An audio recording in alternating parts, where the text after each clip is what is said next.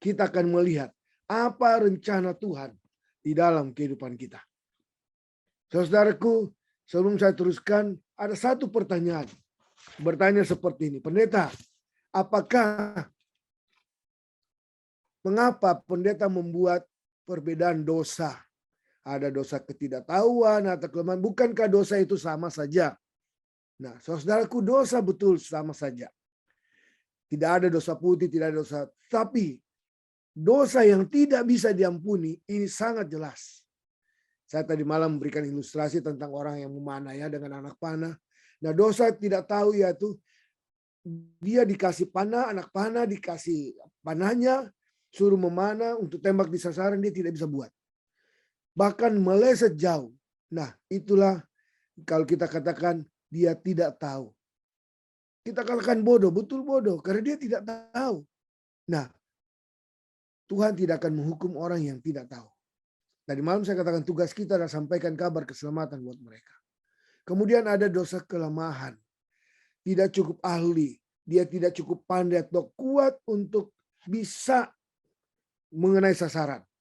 Nah, saudaraku, dia sudah lakukan, tetapi dia tidak tahu. Dia mau melakukan sesuatu, dia coba lakukan yang baik, tapi masih salah. Begitu juga, masih sering jatuh ke dalam dosa. Punya kelemahan begitu banyak. Dia mau berusaha, dengan kekuatannya dia sering jatuh. Punya kelemahan. Nah, tapi ada dosa yang tidak bisa diampuni. Dosa kelemahan kalau dia mau datang kepada Tuhan, Tuhan akan berikan kekuatan. Tapi dosa yang tidak bisa diampuni adalah dia tahu melakukan sesuatu. Dia tahu itu benar. Tapi apa jadinya? Dia pelesetkan itu. Dia sengaja untuk melakukan yang salah. Sehingga apa yang terjadi? Dia tidak tepat kepada sasaran. Nah, tahu untuk lakukan. Tapi dia sengaja, sekali lagi. Tahu itu baik. Tahu itu benar. Tahu itu kehendak Tuhan. Tetapi dia tidak mau mengikuti kehendak Tuhan. Semoga jawaban saya pada malam hari ini boleh menguatkan saudara kita yang bertanya bagaimana ya dosa itu. Dosa itu sama saja, tetapi kalau kita sudah sengaja buat, kita tahu kebenaran. Mungkin saudara-saudaraku di sini yang hadir tahu kebenaran, sudah belajar firman Tuhan. Kalau kita sudah tahu kebenaran, kita perlu hati-hati. Jangan sampai kita jatuh ke dalam dosa. Yang artinya dosa yang tidak dapat diampuni. Baik, malam ini kita masuk kepada kasih dan kewajiban. Nah, saudaraku, di dalam Efesus pasal 5 ayat yang ke-10, kalau kita belajar dikatakan, ujilah apa yang berkenan kepada Tuhan. Uji apa yang berkenan kepada Tuhan. Di terjemahan yang lain, dikatakan cobalah untuk mencari tahu hal yang terbaik yang menyenangkan Tuhan. Nah, itu dari terjemahan bahasa Indonesia sehari-hari. Ada terjemahan yang kita bisa lihat. Nah, itulah yang dilakukan oleh orang Kristen yang sejati. Dia cari hal yang terbaik, dia uji apa yang berkenan kepada Tuhan, yang menyenangkan Tuhan. Itulah yang menikmati, kita katakan, itulah orang Kristen yang menikmati kebahagiaan yang sejati. Saudaraku, tidak harus dalam beberapa hal yang besar. Dalam hal kecil sekalipun. Jika saja itu menyenangkan Tuhan, maka itu akan menjadi kesenangan bagi Tuhan. Saudaraku, orang datang bertanya seperti ini. Datang dan bertanya, pendeta, apa yang kitab katakan tentang hukum yang baru? Dan pada saat dia mendengar seorang pendeta berkhotbah tentang ada hukum yang baru. Saudaraku, Yesus berkata di dalam Matius 22 ayat yang ke-37. Ya. Satu hukum yang baru kuberikan kepadamu. Yesus katakan begini, kasihlah Tuhan Allahmu dengan segenap hatimu, dan dengan segenap jiwamu, dan dengan segenap akal budimu. Itulah hukum yang terutama dan pertama. Kemudian dilanjutkan kalimat berikut. Dan hukum yang kedua, yang sama dengan itu ialah, kasihilah sesamamu manusia, seperti dirimu sendiri. Pada kedua hukum inilah tergantung, perhatikan ini. Pada kedua hukum itulah tergantung seluruh hukum Tuhan, Taurat dan kitab para nabi. Dikatakan itulah hukum yang baru. Kemudian pengkhotbah mengutip ayat itu. Dia buktikan, saudaraku, pengkhotbah itu katakan, tidak perlu lagi kita berpikir tentang 10 hukum Allah. Wah, luar biasa ini. Tidak perlu kita pikirkan. Karena apa? Tuhan telah berikan perintah baru. Dia katakan yang pertama adalah harus mengasihi Allah. Dengan segenap hati, jiwa, dan pikiran. Dan kekuatan. Hati, jiwa, pikiran, dan kekuatan.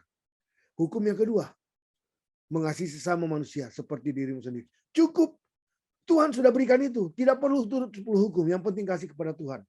Saudaraku, mari kita lihat. Sekarang,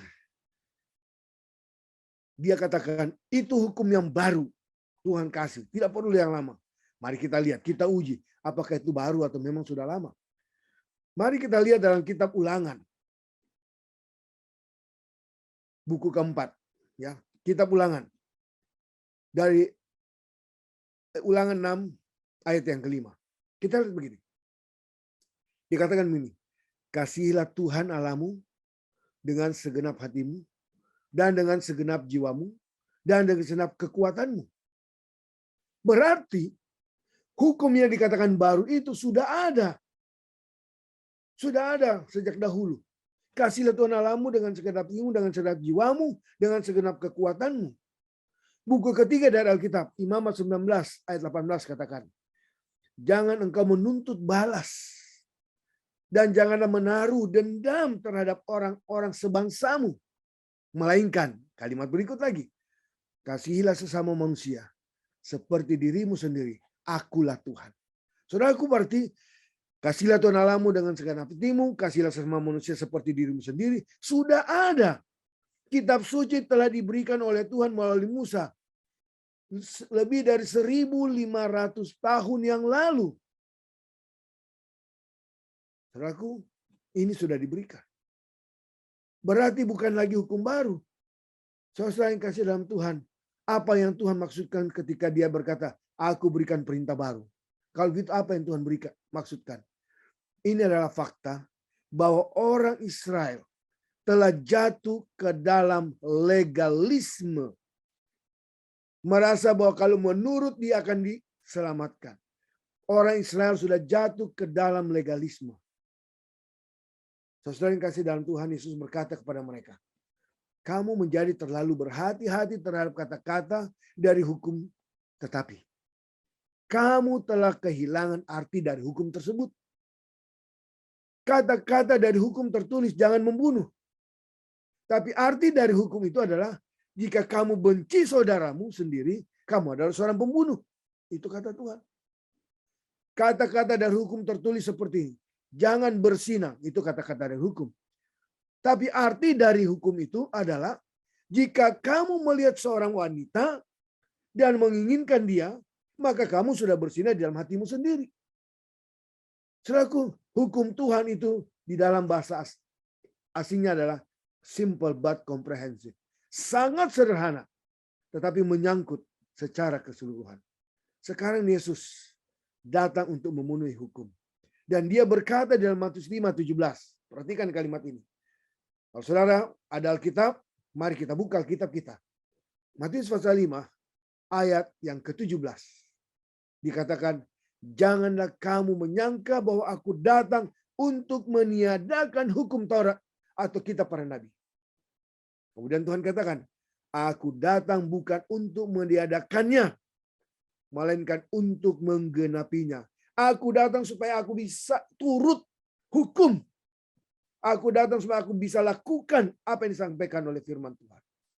Aku datang untuk menunjukkan kepadamu, kata Tuhan, bagaimana mengikuti kehendak Tuhan. Bukan hanya dari apa yang tertulis, tapi juga dari roh. Saudaraku, orang-orang Yahudi selalu melawan Yesus. Karena apa? Karena mereka tidak memiliki pendapat yang sama dengan Tuhan. Selalu mereka buat apa? Buat perlawanan. Saudaraku, Kristus mencoba untuk menunjukkan kepada mereka bagaimana menyembah Allah Bapa.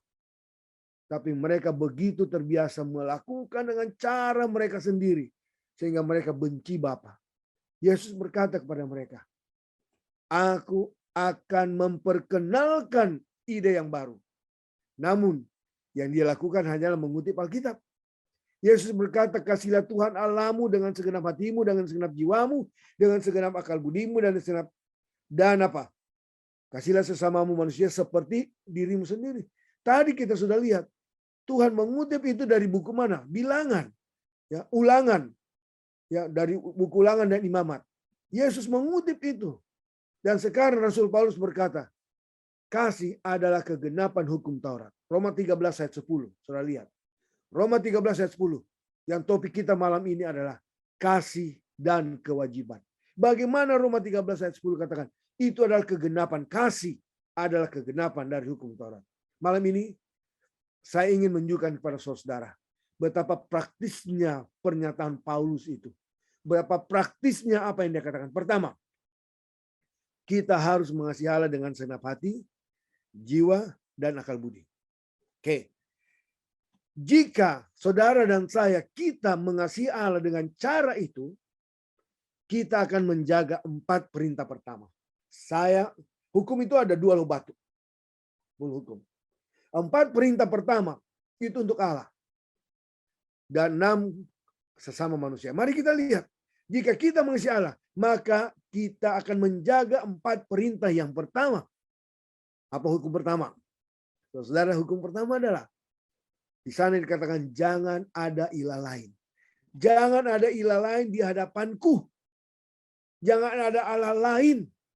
Jika kita mengasihi Tuhan dengan segenap hati kita, saudara-saudara, segenap hati kita, segenap jiwa kita, segenap akal budi kita, segenap kekuatan kita, maka kita tidak akan pernah menyembah ilah lain. Kendaraan kita bisa saja ilah lain. Ya, rumah kita, harta benda kita. Kalau kita lebih dahulukan, kita lebih sayang itu daripada Tuhan, itu sama dengan ilah kita. Ada orang yang punya kendaraan, contohnya mobil yang mewah, pagi, siang, sore depan mobil gelap terus, tidak ada waktu untuk Tuhan. Itu jadi ilahnya. Ada yang lain. Dia seorang pelajar yang bagus, yang ulet, supaya dapat ranking, dapat juara, dapat cum laude, summa cum laude. Dia belajar, tapi dia tidak pernah apa? Tidak pernah untuk mencari firman Tuhan. Saudaraku, itu juga menjadi apa? Ilah bagi pelajar ini. Saudaraku, perintah kedua mengatakan jangan membuat patung dan gambar dan menyembah mereka. Jika kamu mengasihiku dengan segenap hati, jiwa dan akal budi dan kekuatan. Apakah ini masuk akal, saudara-saudara? Masuk akal, saudaraku. Kita hanya menyembah kepada Tuhan, bukan menyembah kepada patung. Saudaraku, hukum ketiga berkata, hormati namaku. Jangan menyebut nama Tuhan dengan sembarangan atau dengan sia-sia. Bukan hanya menyebut nama Tuhan dengan sia-sia untuk mengutuk, ya, atau bersumpah atau kata-kata yang tidak senonoh. Tapi kita tidak boleh menyebut diri kita orang Kristen jika, sekali lagi, kita tidak boleh menyebut diri kita orang Kristen jika kita tidak hidup seperti orang Kristen. Itu sama. Karena kita membawa nama Tuhan. Kehidupan kita membawa nama Tuhan. Jangan menyebut nama Tuhan Allah dengan sia-sia. Hormati namaku. Kalau hidup kita, tabiat kita tidak seperti Kristus, maka inikah orang Kristen? Inikah murid Yesus? Inikah anak-anak Tuhan seperti ini? Saudaraku, Tuhan akan dipermalukan. Kita mewakili nama Tuhan jika kita mengasihi Tuhan dengan segenap hati, jiwa, akal budi, dan kekuatan.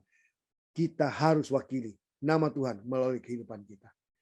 Lalu dia berkata, ingat dan kuduskanlah hari Sabat. Saudaraku, mengapa kita harus melakukan itu? Karena dalam 6 hari Tuhan katakan, Tuhan telah menjadikan langit dan bumi, dan banyak ilah-ilah palsu, ada banyak ilah palsu. Tapi perbedaan antara Tuhan yang benar dan ilah-ilah palsu adalah bahwa Tuhan yang benar telah menciptakan segalanya. Termasuk apa? Bahan-bahan yang membuat patung. Hari Sabat menghormati nama Tuhan. Dan Tuhan memanggilnya hari yang kudus. Saudara boleh lihat di dalam Yesaya 20 ayat yang ke-20. Tuhan panggil hari Sabat adalah hari yang kudus. Saudara-saudaraku, di dalam kehidupan kita, kalau kita mengasihi Allah dengan segenap hati, pikiran, akal budi, kekuatan, kita akan mengingat hari Sabat. Mengapa? Ada banyak ayat yang menuliskan itu. Kejadian 2 ayat 1-3. Dia berhenti dari segala pekerjaan penciptaan yang telah dibuatnya. Kenapa? Karena semua indah. Dia berhenti pada hari ketujuh. Yesus juga pelihara hari Sabat. Lukas 4 ayat 16. Murid-murid pelihara Sabat. Lukas 13 ayat 14. Lukas 17 ayat 1 dan 2. Hari Sabat abadi sebagaimana kekekalan. Bukan hanya di dunia ini. Sampai dunia akan datang. Di dalam kerjaan surga. Di dalam dunia yang baru. Yesaya 66 ayat 22 dan 23. Saudaraku, hari Sabat diadakan untuk manusia. Nah, ini bagus. Ada 3 ayat ini. Saya mohon saudara buka Alkitab. Ya, saudara perhatikan ini. Markus 2 ayat 27. Hari Sabat diadakan untuk manusia. Hari Sabat khusus dibuat untuk saya dan saudara-saudara. Kita bisa beristirahat dari jerih lelah. Kita bisa datang menyembah kepada Tuhan hari Sabat. Dan Tuhan katakan di dalam ayat 28. Anak manusia adalah Tuhan atas hari Sabat. Hai saudara-saudaraku, ini tantangan. Saya seringkali membalikkan kalimat ini. Kalau Tuhan katakan dia anak manusia, Tuhan atas hari Sabat, anak manusia adalah Yesus, dan Tuhan atas hari Sabat, pertanyaan saya bagi saudara-saudaraku yang ada, apakah di hari lain dia juga Tuhan, orang menyembah hari lain? Kalau Tuhan katakan aku Tuhan atas hari Sabat, apakah dia juga Tuhan atas hari Minggu? Yang lain di dalam perbaktian, maksud saya Tuhan itu semua Tuhan ya, tapi di hari perbaktian apakah khusus dia ada di hari itu? Ini pertanyaan, akulah Tuhan atas hari Sabat. Kalau bukan hari Sabat, pertanyaan saya, siapa Tuhannya? Coba kita balik di situ. Nah, kemudian kita sering sebut kita ini adalah umat Allah. Kita adalah umat Allah. Umat Tuhan. Nah, saudara-saudara, kalau kita katakan kita adalah umat Tuhan, saya mau kita baca Ibrani 4 ayat yang ke-9. Ibrani pasal 4 ayat yang ke-9. Mungkin saudara punya Alkitab di situ. Mari kita lihat. Ibrani 4 ayat yang ke-9 dikatakan. Jadi masih tersedia satu hari. Hari ke-7. Bagi siapa? Bagi umat Allah. Kalau kita tidak pelihara hari ke-7, hari Sabat, apa kita bisa disebut umat Allah? Hanya itu. Tersedia satu hari, hari ke-7 bagi umat Allah. Saudaraku yang kekasih, ini tantangan. Ibrani 4 ayat 9. Mudah-mudahan kita bisa mengerti itu. Jadi, jika kita mengasihi Tuhan, kembali lagi, dengan segenap hati, jiwa, akal, budi, dan kekuatan, kita akan menjaga 4 hukum yang pertama. Itulah yang Yesus masukkan ketika dia berkata, pada kedua hukum itulah tergantung semuanya. Sekarang yang kedua adalah, itu yang pertama tadi. Yang kedua, kasihilah sesamamu manusia seperti dirimu sendiri. Nah, itulah tentang kasih. Nah, ini harus memulai dengan jenis kasih yang cerdas untuk diri kita sendiri. Jenis kasih yang cerdas untuk diri kita sendiri. Kalau kita tidak mengasihi diri, susah. Bukan cinta diri ya, beda. Kalau cinta diri beda, ini mengasihi diri. Kalau saya tidak mau tempeleng, jangan tempeleng orang. Saya tidak mau dipukul, jangan pukul orang. Saya tidak mau dihina, jangan. Itu mengasihi diri. Kalau cinta diri, saya tempeleng orang, saya tidak mau ditempeleng. Nah, contohnya. Saya pukul orang, saya tidak mau dipukul. Nah, inilah poin yang kita mau lihat, saudaraku. Kita harus mulai dengan jenis kasih yang cerdas untuk diri kita sendiri. Beberapa orang terlalu mengasihi diri mereka sendiri. Mereka memiliki kasih sayang yang berlebihan untuk diri mereka sendiri. Tapi kita harus mencintai diri. Ya, dengan tidak menggunakan nikotin, mengasihi diri. Ya, tidak gunakan nikotin, obat-obatan, alkohol, dan sebagainya. Nah, saudara-saudaraku, jika tidak memiliki rasa hormat untuk diri sendiri, kita tidak akan bisa menghormati orang lain. Sekali lagi, tidak ada yang lebih merugikan karakter kita daripada hilangnya harga diri. Nah, itu tadi tentang rokok, nikotin. Tentang makanan, minuman bagaimana? Ada di dalam Yesaya 66 ayat 15 sampai 17. Kalau saudara mengasihi diri saudara-saudara, saudara akan jaga kesehatan saudara. Wah, syukur tiap malam kita belajar tentang kesehatan. Nah, ini juga perlu dikatakan bagaimana tentang makanan haram. Ya, saya coba loncat yang lain. Nanti kita belajar besok. Ya. Yesaya 66 ayat 17 lah. Saya singkat, harusnya 15 sampai 17. Dikatakan begini. Mereka yang menguduskan dan mentahirkan dirinya untuk taman-taman dewa. Dengan mengikuti seseorang yang ada di tengah-tengahnya. Yang memakan daging babi dan binatang-binatang jijik serta tikus. Mereka semuanya akan lenyap sekaligus. Demikian firman Tuhan. Nah, saudaraku, kita perlu jaga. Besok kita akan lanjutkan dengan ini. Nah, jika kita bertumbuh dewasa tanpa harga diri, pernikahan seperti apa yang akan Anda miliki? Rumah tangga yang bagaimana? Rumah tangga yang bahagia adalah rumah tangga di mana suami menghormati istrinya dan istri juga menghormati suaminya. Karena mereka adalah sama. Bagaimana suami menghormati istri? Karena mereka adalah perempuan. Dan para istri menyadari bahwa mereka dihormati. Karena kebajikan mereka. Mereka menghormati diri mereka sendiri. Saudaraku, jika kita harus mulai dengan mengasihi dan menghormati diri kita sendiri. Saya mau katakan, ingatlah, kita adalah seorang yang berharga. Sekali lagi, kita adalah seseorang yang berharga. Bukan karena kita penting. Tapi karena Yesus telah mati untuk saya dan saudara. Karena Yesus telah mati menebus kita. Maka kita jadi berharga. Jika kita mengerti hal itu, maka itu akan memberikan harga bagi diri kita. Kemudian, ketika kita mengerti perasaan kita, ya, perasaan kita sendiri, dan emosi kita sendiri, dan dorongan yang ada dalam diri kita sendiri, kita akan menghormati perasaan, emosi, dorongan-dorongan dari orang lain. Saudaraku, saya belum sempurna juga. Pada saat saya belajar ini, saudaraku, pada saat saya pelajari bagaimana dorongan emosi dari saya, dorongan ada dalam diri ini untuk menghormati orang lain. Waduh, saya juga harus menahan emosi ini.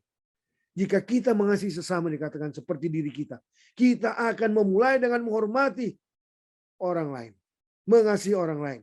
Jika kita juga mengasihi sesama, kita juga mulai menghormati orang tua kita. Dikatakan hormatilah ayah dan ibumu. Saudaraku, kita mau menghormati mereka. Kita mau pergi ke surga. Oh, pertanyaan saya, kapan hidup kekal dimulai? Kapan hidup kekal dimulai? Saudara-saudara, mari kita lihat Yohanes pasal yang kelima, ya, ayat yang ke-24. Saya mau kita melihat Yohanes pasal 5 ayat yang ke-24. Katakan begini. Dan aku berkata kepadamu, sesungguhnya barang siapa mendengar perkataanku dan percaya kepada dia, ia mengutus aku. Ia mempunyai hidup yang kekal dan tidak turut dihukum, sebab ia sudah pindah ke dalam maut, dari dalam maut ke dalam hidup. Kapan dimulai hidup kekal? Sekarang, saudaraku. Pada saat kita mendengarkan firman Tuhan, dengar perkataanku, percaya kepada Tuhan. Tuhan katakan, kita percaya, kita dengar, kita percaya, kita sudah mempunyai apa? Hidup yang kekal. Tetapi, jangan salah. Itu terus. Hidup kekal itu sudah diberikan kepada kita. Tetapi kita harus terus lakukan apa yang Tuhan katakan. Bergantung kepada Tuhan. Roma 8 ayat 11. Tidak ada penghukuman. Kalau kita baca Roma 8 ayat 11. Tidak ada penghukuman bagi mereka yang ada di dalam Yesus. Jadi kita harus tinggal di dalam Yesus. Nah, baik, kita lanjutkan. Sekali lagi saya katakan 10 hukuman adalah luas dan menyeluruh. Sederhana tapi menyeluruh. Itu berarti bukan hanya kepada keluarga. Ya. Kepada keluarga kita sendiri. Tapi juga kita harus berlaku baik kepada orang tua. Orang tua siapapun. Orang yang lebih tua dari kita. Kita harus hormat. Kita harus hormati mereka yang sudah beruban. Saya tidak tahu berapa banyak di antara kita yang sudah beruban di sini. Kalau saya coba lihat foto-foto di sini ya. Artinya kita hormati ayah dan ibu atau orang tua, orang yang lebih tua dari kita. Ciarlin udah mulai ketawa nih ya. Kalau kita hormati yang lebih tua yang beruban ya. Saya juga sudah beruban. Nah, sekarang saudara-saudaraku, kita harus berkata-kata dengan sopan setiap saat. Ya. Saudaraku, saya kalau melihat hal ini, saya berbicara tentang kesopanan, saya selalu teringat kalau waktu saya masih sekolah kecil. Saya alumni SD SMP dari Makassar sama dengan Arlene ya. Alumni dari sana kami. Tahu? Saya dulu waktu guru bercerita kita pindah tidak ada di tengah-tengah. Orang tua kita, tidak ada kita anak-anak di situ. Sekarang orang tua bercerita, anak-anak lari, aduh mengganggu terus. Ada di sana, nimbrung lagi. Bagaimana kita menghormati orang tua kita? Kita dulu kita anak-anak takut, kita hormat sama orang tua. Tapi sekarang anak-anak bukan hormat, tapi melawan orang tua. Bagaimana kita mau ke surga kalau seperti itu? Saudaraku, saya tidak suka dengan acara pemakaman saat ini. Walaupun saya mau hadir ya. Sudah bosan menguburkan orang. Orang-orang yang dikasihi. Pada saat saya melihat memimpin upacara penguburan, saya berpikir seperti ini. Kapan Yesus datang? Ketika orang mati ini yang ada dalam Kristus akan bangkit. Kapan Yesus datang bangkitkan mereka? Bagaimana perasaan kita untuk itu? Saudaraku, hari itu akan terjadi. Menjadi hari yang luar biasa. Tapi kita kadang merasa sedih. Saat kita pergi. Ini yang saya katakan saya tidak suka. Kita merasa sedih. Ketika kita pergi ke acara pemakaman dan melihat tumpukan bunga, kartu ucapan simpati yang begitu banyak. Padahal kita tahu bahwa orang yang sudah mati tidak akan pernah mencium wangi bunga. Tidak bisa membaca kartu-kartu yang ada di situ. Saudaraku, jangan tunggu sampai mereka mati atau meninggal untuk melakukan hal itu. Lakukan itu ketika mereka masih bersama dengan kita. Hormati ayah dan ibumu berarti lebih dari kartu ucapan dan bunga-bunga. Itu berarti kita harus mengunjungi mereka dan membantu mereka. Tadi siang pada waktu kami pulang kantor di mobil, saya sampaikan kepada istri saya, kepada Ibu Haflah. Kenapa ya? Karena saya sudah pelajari ini, sudah berapa hari saya buat ini bahan ini. Saya katakan, perasaan saya seperti berpikir, saya ingin ke Makassar sebentar ini. Ada seperti rasa mau ke Makassar. Arlen, ada sesuatu. Istri saya bilang, makanya telepon ke rumah. Jangan hanya seperti itu. Sekarang saya sudah doakan. Saya sudah bertelepon. Nah, saudaraku, kadang-kala ini jangan tunggu seperti itu. Saya mau katakan kepada saudara, lakukan sekarang ini. Jika kita mengasihi sesama manusia seperti diri kita sendiri, maka bukanlah masalah bagi kita. Kita akan menuruti hukum yang kelima. Kemudian yang berikutnya, Yesus berkata, jangan membunuh. Siapa akan membunuh jika kita mengasihi seperti dia, seperti kita mengasihi diri kita sendiri? Tidak ada. Jangan berzina. Kita tidak ingin bermain dengan istri siapapun atau suami siapapun yang merusak rumah tangga kita. Kenapa? Karena kita tahu bagaimana rasanya jika seseorang mencoba membodoh-bodohi istri atau suaminya. Jika kita mengasihi sesama, kita manusia seperti diri kita sendiri, maka kita akan tetap setia kepada istri atau suami kita. Jika kita mengasihi sesama seperti diri kita sendiri, apakah kita akan mencuri? Tuhan katakan jangan kamu mencuri. Tentunya tidak. Mobil, koper, kamera, laptop, barang-barang penting lainnya tidak akan hilang. Karena apa? Tidak ada yang mencuri. Jangan kamu mengingini. Kalau kita melihat barang orang, janganlah ingin. Barang cukupkan kebutuhanmu, kata Tuhan. Cukupkan apa yang ada padamu. Saudaraku, marah karena dia punya sesuatu, berarti kita marah terhadap diri kita sendiri. Jangan pernah iri. Jangan pernah mengingini. Saudaraku yang kekasih, jika kita mengasihi sesama manusia seperti diri sendiri, apakah kita akan berbohong? Apakah kita yang baru ya dan kita tidak punya, kemudian berhutang hanya supaya sama seperti dia? Ada yang baru, saudaraku, dan ketika kita berpikir kita sudah sama seperti dia, tiba-tiba dia membeli mobil yang baru, kita langsung apa? Marah. Tidak boleh, saudara. Kita mengasihi. Kita cukupkan apa yang Tuhan berikan kepada. Apakah kita tidak melihat seberapa praktisnya hukum itu? Saudaraku, itulah Yesus katakan, aku akan perkenalkan ide yang baru. Simple, sederhana, tapi menyangkut seluruh. Berhentilah berusaha untuk memaksa diri. mematuhi perintah-perintah.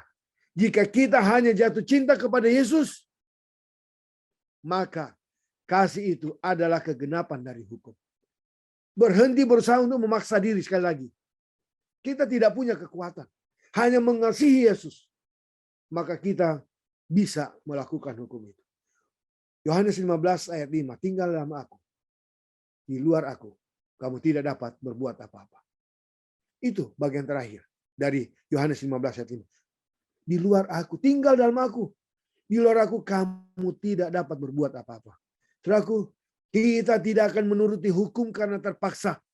Tapi kita melakukan hukum itu karena kita mengasihi seseorang.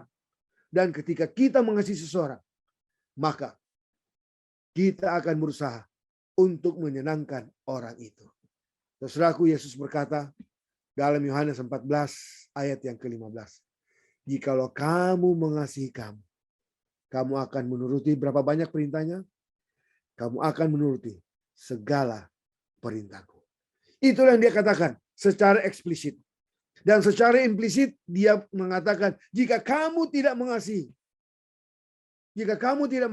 aku, kata Tuhan. Ini secara implisit. Lupakan saja. Kamu tidak akan menuruti aku. Lupakan aja. Kasih dan kewajiban, sekali lagi, selalu bersama-sama. Kewajiban tanpa kasih adalah membosankan dan menjadi satu beban. Saya ulangi lagi. Kasih dan kewajiban selalu bersama-sama. Karena kewajiban tanpa kasih membosankan dan menjadi satu beban. Saya wajib mengikuti 10 hukum. Tapi kalau saya tidak punya kasih kepada Tuhan, itulah membosankan. Itulah yang membuat kita sering jatuh. Itulah seperti panah yang selalu apa? Meleset. Kita tahu tapi kita sering jatuh. Saudaraku, kasih dan kewajiban harus berjalan bersama-sama. Jika kita mengasihi Yesus, kita akan bergembira melakukannya. Saya ingin bertanya, apa perbedaan besar antara mengasihi dan berbicara? Ada perbedaan besar antara mengasihi dan berbicara. Yesus berkata tentang ini dalam Matius pasal 15. Saudara nanti boleh baca di rumah ya. Saudara boleh baca sebentar ya. Matius 15. Dia mulai dengan ayat 1. Alkitab berkata kemudian datanglah beberapa orang Farisi dan ahli Taurat dari Yerusalem kepada Yesus. Kemudian ahli Farisi, orang ahli Taurat itu apa? Berkata begini, mengapa murid-muridmu melanggar adat istiadat nenek moyang kita? Mereka tidak membasuh tangan sebelum makan. Itu ada. Kemudian apa jawab Yesus? Mengapa kamu pun melanggar perintah Allah demi adat istiadat nenek moyangmu? Saya perhatikan ini. Ayat 8 Yesus berkata, bangsa ini memuliakan aku dengan bibirnya. Padahal hatinya jauh daripadaku. Percuma mereka beribadah kepadaku. Sedangkan ajaran yang mereka ajarkan ialah perintah manusia. Itulah bedanya mengasihi dan berbicara. Kalau dia mengasihi bukan hanya berbicara, tapi dia melakukan. Kalau berbicara sepertilah orang Farisi ya, dan ahli Taurat ini.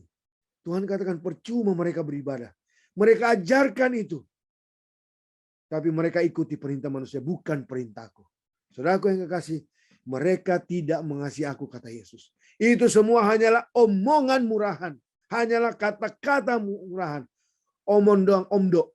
Ya, omong doang. Saudaraku, mereka memuliakan aku dengan bibirnya padahal hatinya jauh daripadaku. Itulah bedanya, saudara-saudaraku, mengasihi dan berbicara. Saudara-saudaraku, seseorang yang pernah berkata bahwa jarak terjauh dunia di dunia ini adalah jarak antara mulut dan hati. Perhatikan saudara-saudaraku. Ini jarak terjauh di dunia ini adalah antara mulut dan hati kita. Hati ini pikiran, mulut dan pikiran kita tidak jauh. Yesus berkata, dengan mulut mereka menghormati aku, tetapi hati mereka jauh dari apa? Daripadaku. Saudaraku, mereka tidak mengasihi aku, kata Yesus. Mereka hanya ngomong doang. Hanya ngomong begitu saja. Dan mereka dapat berbicara dengan indah. Dengan segala macam kata-kata yang bagus. Tetapi pada saat untuk membuktikannya, pada saat didemonstrasikan, mereka sangat apa? Sangat tidak terbukti. Sangat kekurangan. Jika mereka tidak dapat apa? Menemukan sesuatu alasan.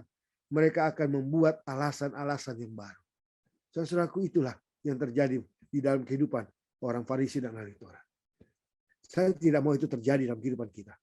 Kalau kita mengasihi Tuhan, harus berjalan bersama-sama. Saya katakan, kasih dan kewajiban haruslah berjalan. Saya mengasihi Tuhan, kewajiban saya adalah menuruti apa yang Tuhan katakan. Saudaraku, saya senang kita benar-benar mau mengasihi Tuhan. Ketika kita benar-benar mengasihi Tuhan, maka kita akan berhenti mengeluh. Kita akan berhenti merengek. Semua yang kita inginkan, yang ingin kita lakukan adalah mencari tahu apa yang menyenangkan hati Tuhan. Cari tahu apa yang kita lakukan, apakah sudah menyenangkan hati Tuhan atau tidak. Tuhan adalah sesuatu, kita akan Tuhan, ini adalah sesuatu yang belum pernah ku ketahui sebelumnya. Tapi jika itu menyenangkan hatimu, saya siap. Nah itulah orang yang mau mencari Tuhan. Hanya orang yang mengasihi Tuhan dapat melakukan itu. Alkitab berkata dalam Matius 15 ayat 9. Percuma mereka beribadah kepadaku, sedangkan ajaran yang mereka ajarkan ialah perintah manusia. Itu tadi. Saudaraku, mungkin kita katakan, saya belum tahu seperti ini dulu Tuhan. Saya belum tahu hukummu, saya belum tahu tentang sabat, saya belum tahu dengan segala macam. Tapi kalau itu yang menyenangkan hatimu, saya akan turut engkau. Luar biasa. Saudaraku, kita mulai dengan mengasihi Tuhan. Dan ketika kita mengasihi Dia, ketika kita mengasihi Tuhan, kita ingin menyenangkannya. Dan Dia akan berkata, jika kamu mengasihi aku, turutlah segala apa? Perintahku. Ada beberapa orang yang bergabung dengan gereja. Mereka bergabung bukan karena kebenaran, tapi karena mereka takut.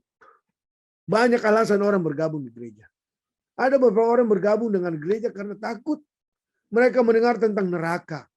Mereka mendengar tentang penghakiman. Sehingga mereka putuskan mereka akan berada di gereja karena mereka tidak ingin pergi ke neraka. Kita pasti ke surga kalau kita ikut Tuhan, saudara. Bukan karena takut. Kalau saya mengasihi Tuhan, turut Tuhan, saya akan ke surga, bukan ke neraka. Kita berkata, bagi orang-orang yang bergabung di gereja seperti ini karena takut. Mari kita lihat Wahyu pasal 21 ayat 8. Tetapi orang yang penakut, orang yang tidak percaya, orang yang keji, orang pembunuh, dia penakut, tidak percaya, orang keji, orang pembunuh, orang sundal, tukang sihir, penyembah berhala, pendusta, mereka akan mendapat bagian di dalam lautan yang menyala oleh api dan belerang. Luar biasa. Saudaraku, Alkitab ini luar biasa. Alkitab yang kita punya ini. Alkitab yang mengajarkan kita bagaimana kita untuk apa? Datang mengikut Tuhan di kehidupan kita. Saudaraku, saya percaya kita akan mengasihi Tuhan dengan sangat. Bila kita mengasihi, Tuhan akan menerima kita. Kita tidak bisa melayani Tuhan dengan kekuatan. Sekali lagi, Dia berkata di dalam kasih tidak ada ketakutan. Kita tidak bisa atau tidak dapat mengasihi Tuhan dengan ketakutan. Tapi harus dengan kasih. Karena di dalam kasih, kata Tuhan, tidak ada ketakutan. Saya mau kita baca 1 Yohanes pasal 4 ayat 18. 1 Yohanes pasal 4 ayat 18. Dia berkata, di dalam kasih tidak ada ketakutan. Kasih yang sempurna melenyapkan ketakutan. Sebab ketakutan mengandung hukuman. Kemudian lanjutnya, barang siapa takut, ia tidak sempurna di dalam kasih. Ngeri, saudaraku. Barang siapa takut, ia tidak sempurna di dalam kasih. Kita tidak akan dapat melayani Tuhan dengan ketakutan. Jika demikian, sekali lagi, kita berada di gereja, tapi kita lebih suka berada di luar. Pikiran kita ada di luar. Itulah mengapa banyak orang yang sengsara dalam gereja. Saya tanda petik, saudara. Mengapa banyak orang yang sengsara dalam gereja? Karena mereka memiliki agama yang membuat mereka sengsara. Mereka memiliki agama, tapi membuat mereka apa? Sengsara. Seperti orang yang menderita sakit kepala. Mereka tidak akan potong kepalanya. Tapi rasa sakit itu akan ada terus jika masih ada kepala. Nah, saudaraku, mereka tidak ingin meninggalkan gereja. Tapi itu adalah satu masalah. Itulah mengapa mereka selalu memiliki berbagai hal-hal jahat yang mereka katakan tentang yang khotbah, tentang yang ambil acara, tentang yang menyanyi. Selalu mengatakan sesuatu yang tidak benar. Kenapa? Karena mereka tidak merasa bahagia di dalam gereja. Jika ada orang berkhotbah dengan keras, mereka tidak suka. Jika ada orang berkhotbah dengan lembut, mereka juga tidak suka. Jika ada yang menyampaikan Alkitab dengan benar, dengan baik, mereka tidak suka. Tapi jika tidak menyampaikan isi Alkitab, mereka juga tidak suka. Jadi, saudara lihat, jika ada paduan suara menyanyi dan satu lagu dari lagu Sion, mereka tidak suka. Lagu Sion lagi, lagu Sion lagi. Tapi jika paduan suara menyanyikan lagu yang di luar lagu Sion, mereka juga tidak suka. Inilah tantangan. Itulah mereka dikatakan orang-orang sengsara yang ada di dalam gereja. Orang beragama tapi sengsara di dalam gereja. Pengkhotbah bukan menjadi masalah mereka. Mereka tidak yang jadi masalah adalah karena mereka tidak benar-benar mengasihi siapa? Tuhan. Ada orang-orang yang menghormati Tuhan dengan mulut mereka. Tetapi mereka masih ingin melakukan hal-hal yang biasanya mereka lakukan di luar sana. Alkitab berkata, Lukas 9 ayat 23. Setiap orang yang mau mengikut aku, dia harus menyangkal dirinya, memikul salibnya setiap hari dan mengikut aku. Apa artinya? Kita harus berhenti melakukan beberapa hal yang biasanya kita lakukan. Kita harus membuang kebiasaan lama, ya, kebiasaan yang lama, menyangkal diri sendiri. Kemudian kita melakukan beberapa hal yang biasanya tidak kita lakukan karena kita mengasihi siapa? Mengasihi Tuhan. Yesus berkata, jika kamu mengasihi aku dan kamu ingin menjadi muridku, sangkal dirimu. Bangunlah ketika kita masih merasa tidak menyukainya. Duduklah ketika kita masih tidak ingin duduk. Itulah yang Tuhan katakan.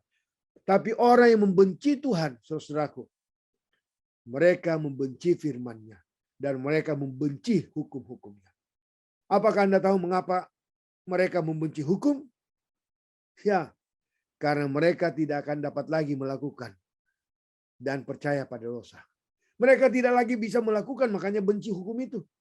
Kenapa mereka benci hukum? Menghormati ayah ibumu. Karena mereka tidak bisa lakukan, mereka tidak senang dengan ayah ibunya. Mereka mau berontak. Saudaraku, itulah menjadi penyebab mereka membenci hukum. Karena apa? Mereka tidak akan dapat melakukan dan percaya pada dosa. Menggoda perempuan, mereka tidak mau. Mereka tidak mau apapun yang berkata jangan berzina. Mereka tidak mau. Alkitab katakan jangan berzina, tapi mereka tidak mau karena mereka sudah suka menggoda. Kita tahu, semua pencuri tidak hanya membawa lari mobil. Ya. Beberapa dari mereka, banyak pencuri bukannya bawa lari mobil, laptop dan sebagainya. Banyak dari mereka berada di belakang counter. Beberapa dari mereka memeriksa orang di kantor, menagih pembayaran lebih mahal. Semua jenis pencuri. Saya mau katakan kepada saudara. Mereka tidak mampu percaya pada hukum yang berkata jangan mencuri. Itulah, mereka benci kepada hukum. Jadi mereka benci kepada hukum ketika Anda berbicara dengan mereka tentang hal-hal itu kepada mereka. Mereka akan berkata, biaya hidup untuk Allah itu terlalu besar. Saudaraku, marilah kita berpikir. Yesus akan datang segera. Dunia yang kita huni ini akan berakhir. Kebanyakan dari kita mungkin tidak akan siap. Tapi saya percaya kita yang ada di sini akan siap untuk itu. Kita harus ke surga. Kita ada di surga. Kita pasti ke sana. Alkitab berkata, bagi kebanyakan orang yang tidak siap, mereka akan apa? Lari kepada batu-batu, pegunungan, dan berseru, jatuhlah di atas kami. Sembunyikan kami dari muka anak Allah, anak domba. Mereka berlari ketakutan. Saya ingin beritahukan kepada kita semua bahwa harganya terlalu mahal untuk tidak dapat hidup bagi Tuhan. Harganya terlalu mahal untuk tidak hidup bagi Tuhan. Tuhan sudah berikan segalanya. Kalau kita tidak mau hidup bagi Tuhan. Wow, luar biasa saudaraku. Kepada orang yang berkata, saya akan kehilangan banyak hal jika saya memberikan hidup saya kepada Kristus dan melakukan kehendaknya. Saya sekarang berkata kepada saudara, pada akhirnya saudara akan kehilangan semuanya. Tolong pikirkan tentang itu. Saudaraku yang kekasih dalam Tuhan, yang kita butuhkan adalah agar kasih kita kepada Kristus terus bertumbuh hari demi hari. Ketika kasih kita bertumbuh, maka kita akan menuruti firman Tuhan. Menuruti firman Tuhan tidak akan menjadi masalah bagi kita, melainkan menjadi hal yang istimewa bagi kita. Kenapa? Karena kasih dan kewajiban berjalan beriringan sehingga kita dapat menurut akan firman Tuhan. Saudaraku, ini akan menjadi keinginan terbesar kita untuk mengetahui apa yang menyenangkan Tuhan dan kemudian melakukannya. Tidak harus hal-hal yang besar. Apapun yang menyenangkan Tuhan. Bahkan hal-hal yang terkecil. Karena kita sudah mengasihi Tuhan. Saudara-saudaraku, saya ingin kita pergi bersama-sama ke kayu salib malam ini. Dan melihat dia yang tergantung di sana. Dia tidak pantas untuk berada di sana. Upah dosa adalah maut. Tapi dia tidak pernah berdosa. Mengapa dia ada di sana? Dia disakiti oleh orang-orang. Punggungnya dicabik-cabik oleh cambuk Romawi. Sebuah mahkota duri menghancurkan kepalanya. Anak Allah itu sekarat. Saudaraku, dia di sana untuk kita. Kita adalah orang-orang berdosa. Dia di sana karena dia mengasihi kita. Dia di sana untuk mati, menggantikan kita agar kita mendapatkan keselamatan itu. Dia menerima penderitaan yang seharusnya kita derita. Merasakan kematian yang tanpa harapan.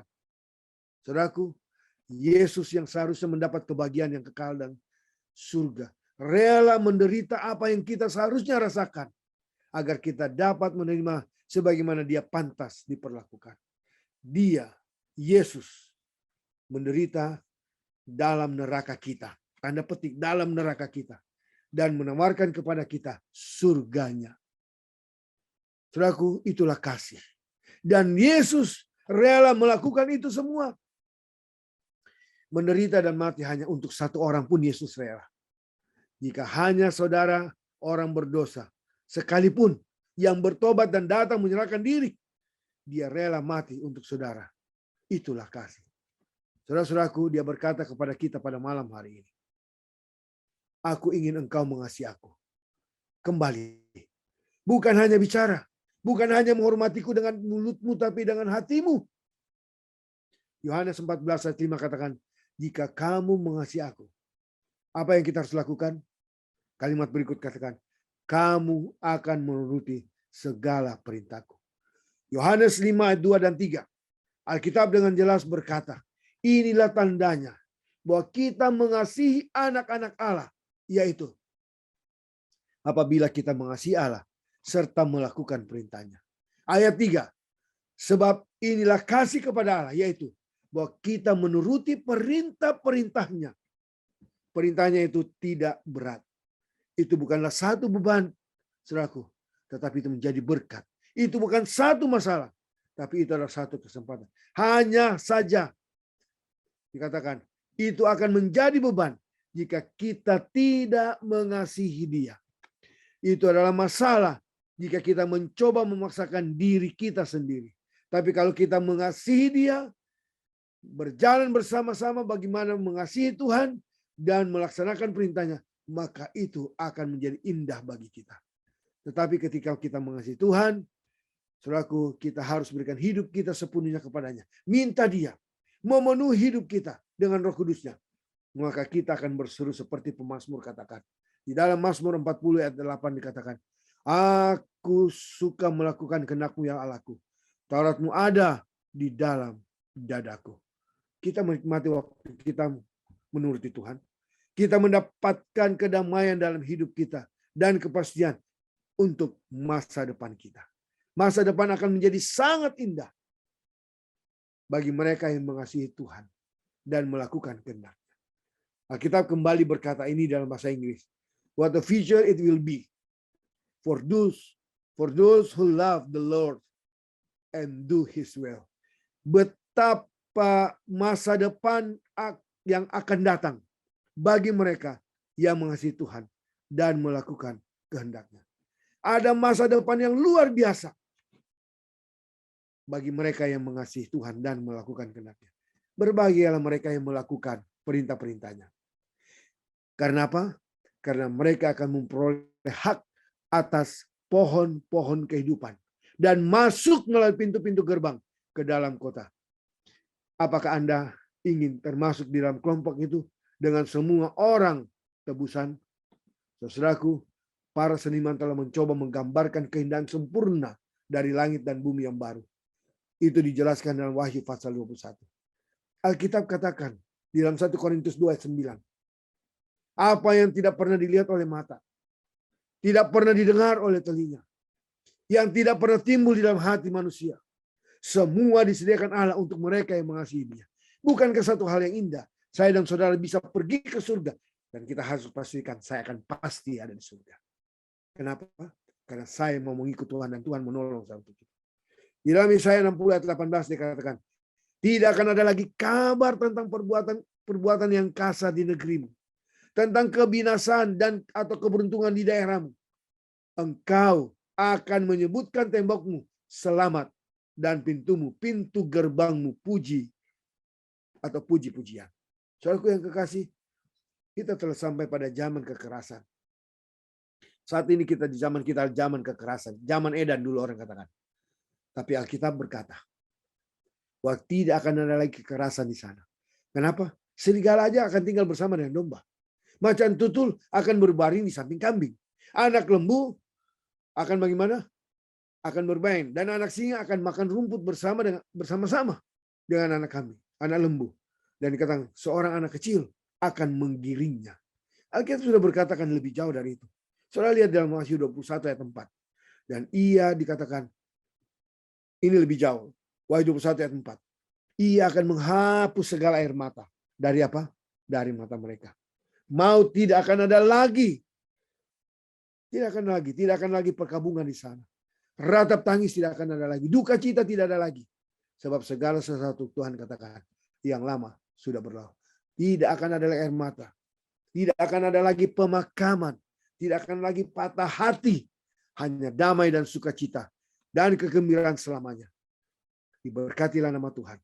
Dan kita akan mendapatkan itu dengan iman. Saudaraku yang kasih dalam Tuhan. Ada yang salah dengan orang yang tidak ingin pergi ke surga. Di mana salahnya? Ada yang salah di dunia ini. Yang dicintai seseorang. Sehingga mereka tidak ingin berpegang padanya. Dan menjadi hilang selamanya. Yang salah adalah. Karena mereka dahulukan dunia. Daripada dahulukan siapa? Tuhan. Saudara-saudaraku. Berapa banyak di antara kita. Yang ingin berada di kerajaan surga. Kita akan pasti ke surga. Dan berapa banyak di antara kita mau ke sana. Saya percaya Tuhan, kalau saya minta saudara angkat tangan, saudara akan angkat tangan. Kalau saudara berdiri, mungkin saudara akan berdiri. Saya percaya kita ingin pergi ke surga. Puji Tuhan, kita semua pasti ke surga. Tuhan akan menunjukkan kepada kita ya, sesuatu hal yang belum kita ketahui sebelumnya. Apa yang belum pernah didengar, apa yang pernah kita lihat, apa yang pernah Tuhan akan bukakan.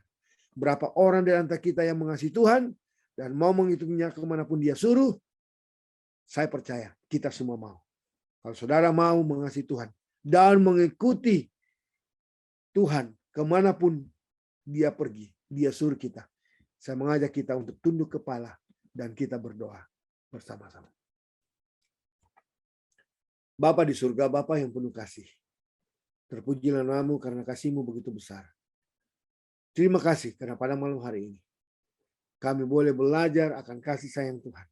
Kami boleh melihat bagaimana kami mengasihi Tuhan. Menuruti firman-Mu. Tuhan, kami manusia penuh dengan kelemahan. Kami tidak mampu. Tapi kami akan disanggupkan karena kami tahu. Tuhan akan menolong kami untuk itu. Bapa di surga pada malam hari. Biarlah firman-Mu menjadi bagian kami. Tuhan sanggupkan kami untuk hidup sesuai dengan kehendak Tuhan. Kami lebih mengasihi Tuhan. Sehingga akan berjalan bersama dengan kami untuk menuruti akan segala perintah-Mu. Tuhan, malam ini hamba berdoa untuk kami semua yang hadir di Zoom ini. Tuhan berkati kami. Urapan kuasa Roh Kudus menjadi bagian kami agar firman-Mu tetap tinggal dalam hati kami. Kami boleh hidupkan itu dalam kehidupan kami. Berikan berkat, kesehatan, kekuatan kepada kami. Berkati umat-umat-Mu, saudara-saudara kami dalam pekerjaan. Berkati pekerjaan mereka. Curahkan berkat-Mu, cukupkan setiap kebutuhan kami. Berkat kesehatan, kekuatan, perlindungan Tuhan juga limpahkan bagi kami. Hamba berdoa pada malam hari ini, saudara-saudara kami yang belajar firman-Mu. Penuhi dengan kuasa Roh-Mu sehingga mengerti dan boleh mengambil keputusan untuk mengikut Engkau di dalam kehidupan mereka. Tuhan, kami tidak mau tinggal di dunia ini. Kami mau berada di dalam kerjaan-Mu. Oleh sebab itu Tuhan, tolong kami. Sehingga kami akan tiba di surga. Dan kami pasti akan ada di sana. Karena kami tahu Tuhan akan menolong kami untuk itu. Terima kasih Tuhan. Kami serahkan hidup kami. Karena kami tahu Tuhan akan memberikan yang terbaik. Sesuai dengan kemurahan-Mu.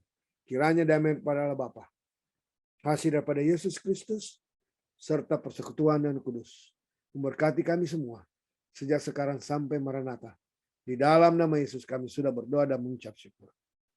Amin.